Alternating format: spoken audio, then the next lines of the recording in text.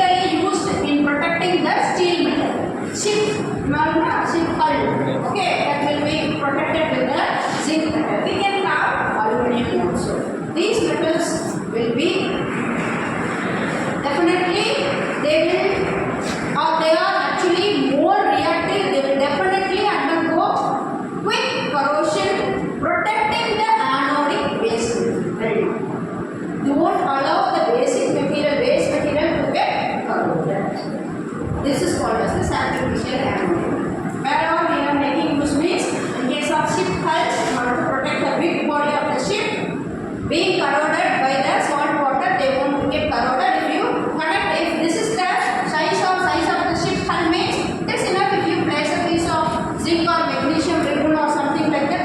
That's all. Instead of this, the water or something like that, the salt or something like that, they will corrode this metal. Because if you consider the iron, this is more reactive, so this piece will get corroded quickly and we have to go for replacing the new piece. That's all. The process keeps on continuing. This is how the reaction happens. Tell me, instead of replacing this big metal, this one is cheaper or not? Is there or not? Yes, it is affordable, right? We can replace the big small piece of the metal instead of taking care about the big ship hull board.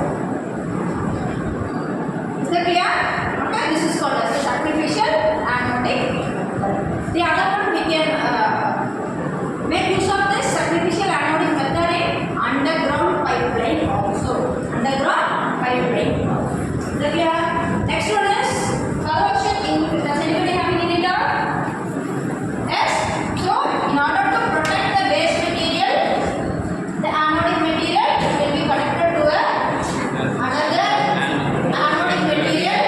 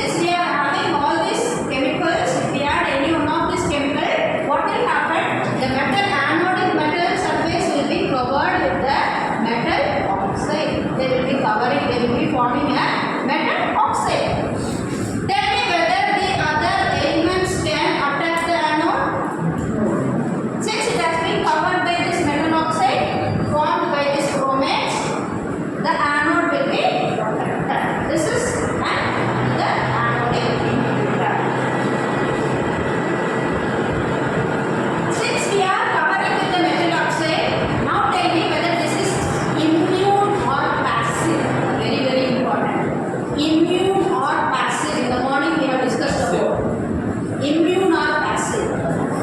Passive. It won't react actually. Will the anode involved in the further reaction? No.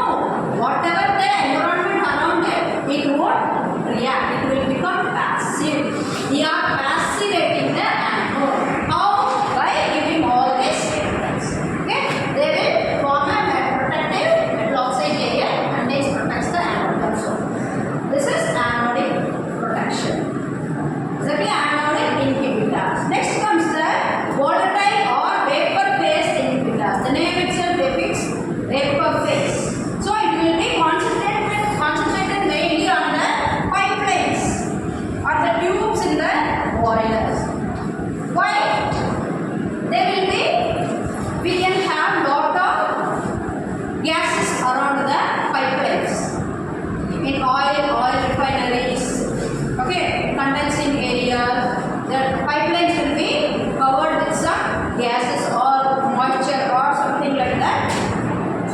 We are going to have some chemical which will reduce the pH. Okay, for example, we can have hydrazine or morpholine.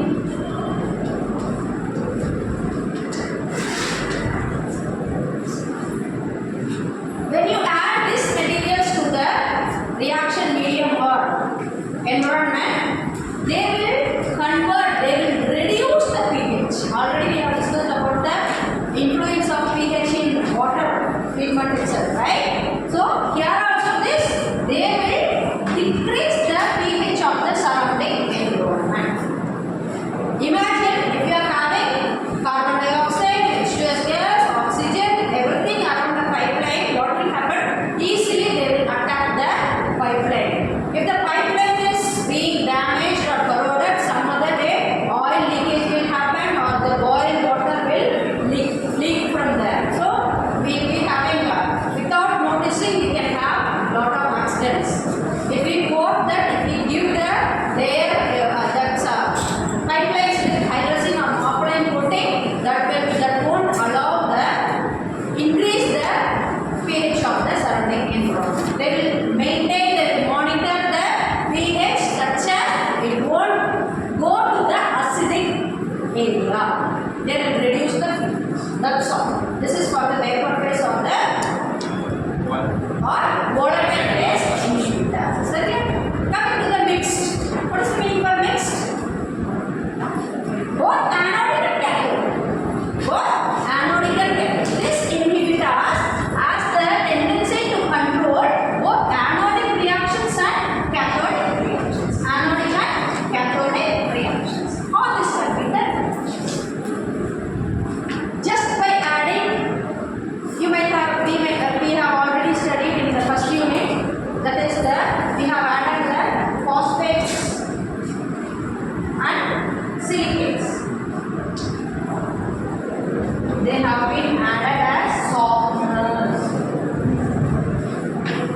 They have been added as softeners. They have the tendency to stop the rusting of the metal due to water. They will soften they will remove the ions or the elements present in the water. Hence, we can prevent the corrosion. Suppose if it is the water is having magnesium, calcium, sodium, etc. These softeners, phosphates and sulfates, what will happen? They will absorb. Even the dissolved oxygen, they have the tendency to absorb those dissolved oxygen. They will convert into respective product and the water will be free. Okay, hence they will protect both the anodic and cathodic part and hence the corrosion will be stopped. We are inhibiting as long as possible. As long as possible, we are stopping, preventing the corrosion.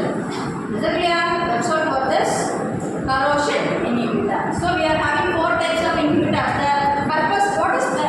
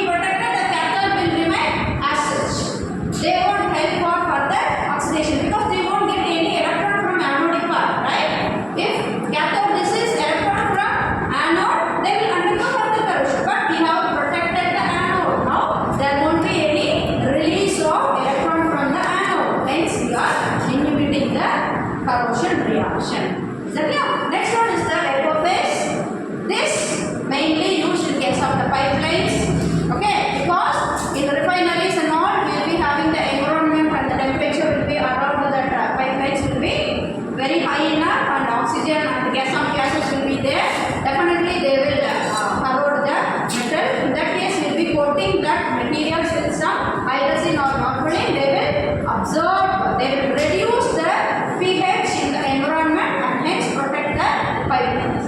Is that clear? Coming to the next, the anodic and cathodic will be, both the anodic and cathodic reactions will be protected, or part will be protected. How? That is, they will soften the water. This is mainly due to the corrosion happening due to water. Because we cannot take the refined or distilled water to the refineries or pipelines and all. Will it be affordable? No, because we have to spend a lot for distilling the water. Yes, in order to prepare the distilled water, we have to supply lot of amount. We have to spend lot of amount. It won't be profitable. So we will be using some kind of hot water only. In that case, if the water is having some salts or minerals, there is a chance for those minerals to attack the pipelines. Okay, underground pipelines or gas pipelines, because water will be used as coolant to cool the pipelines, right? So in that case, we can have these materials, for example, phosphates and silicates. They will soften the water, remove all the minerals or something like that, magnesium, calcium, sodium, everything will be softened and water will be converted into soft water. Hence, the extent of the corrosion will be reduced. We can prevent to some extent. Is that clear? Any doubt? Shall I move to the next topic? Yes?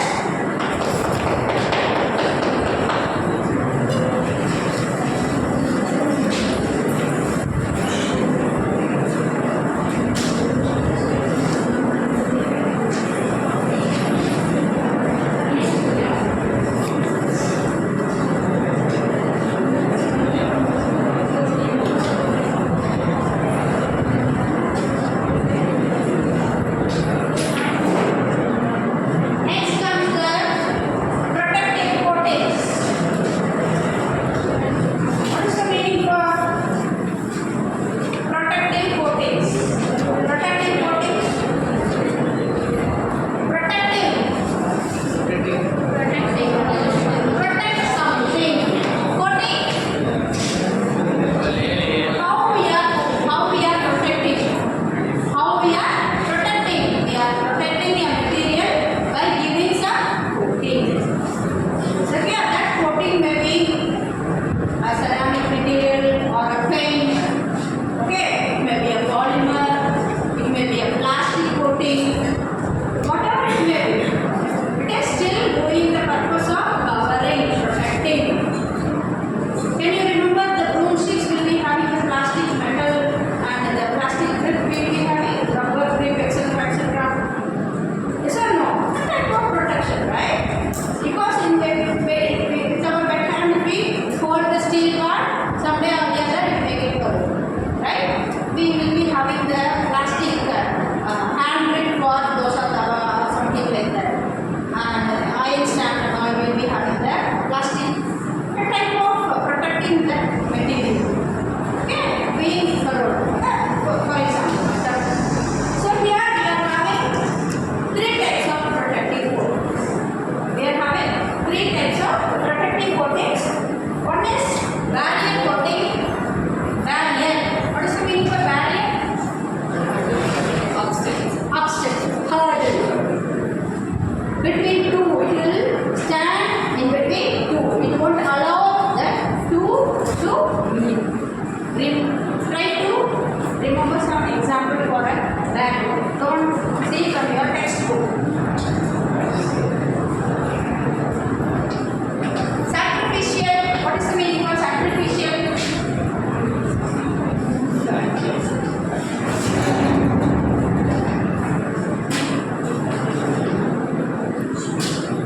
Barrier. Give me some example for barrier. Wall. Does the wall have some barrier? This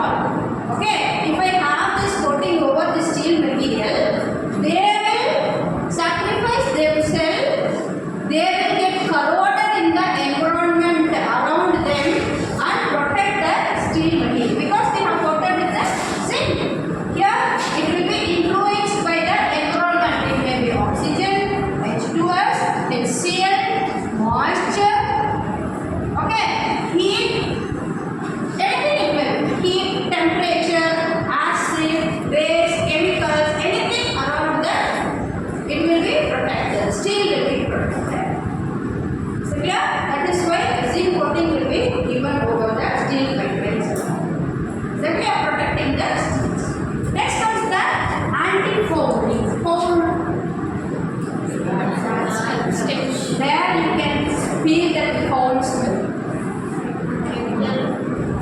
Foul smell. Rotten egg. Whether it will be pleasant? Rotten egg. Decaying. During the rainy season, you can feel the foul smell. Yes. If you remove the shoe also, if you leave your socks that side, you can feel that disgusting foul smell, right? Even you can feel that the tinge of the smell will be projected to a greater extent. Exactly why? Because of the microorganisms. Here we are concentrating mainly on the ships. Why we are concentrating this for the ship? Where the ship will be landed? Partially in the water, partially in the seashore. Or sometime it will be floating in the water only. It has to remain in the water during their rest. During their voyage, they will be going here and there, they will be moving. Still, they will be get affected by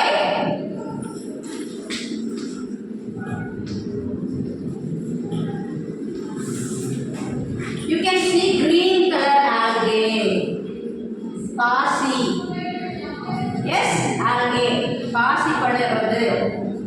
Have you heard about that? Yes.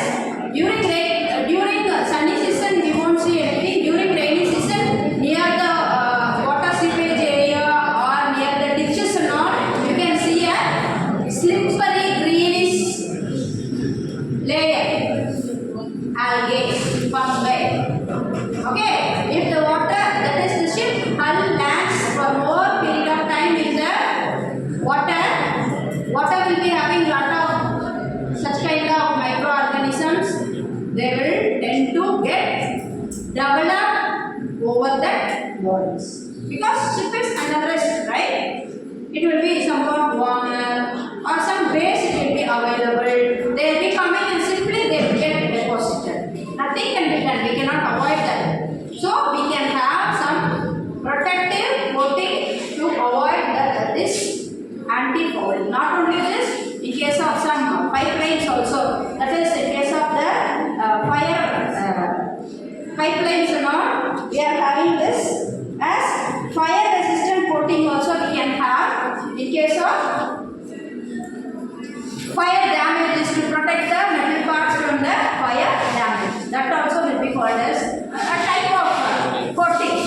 That also will, that is if you avoid it, the coating will act like a barrier between the base material and the environment. Because of the environment, the base material's temperature may increase at certain point. Due to the increase in temperature, there may be a spark from the base material. In order to avoid that, the base material will be covered. That also a type of protective coating. In case of mainly, where will be using means in case of the fireworks. Okay, fire. That is not fireworks. In case of fire accident happening in that zone. Okay, that's all for this types of protective coatings. What will be the uses of such kind of coatings? What is the purpose of doing these coatings? To protect the base metal. First one. Next one. What may be the generalized use? To have some profit, to reduce corrosion, to avoid corrosion. If you avoid the corrosion, you can avoid the leakage of oils or gases. If you avoid those leakages, you can avoid the accidents. If you avoid the accidents, you can avoid life loss. Yes? If an accident happens, means that cannot be recovered so easily. Yes, you have to spend a lot more life loss, material loss, everything. It will take much time to get recovered. All these things can be avoided if you give a simple protective coating. Is that clear?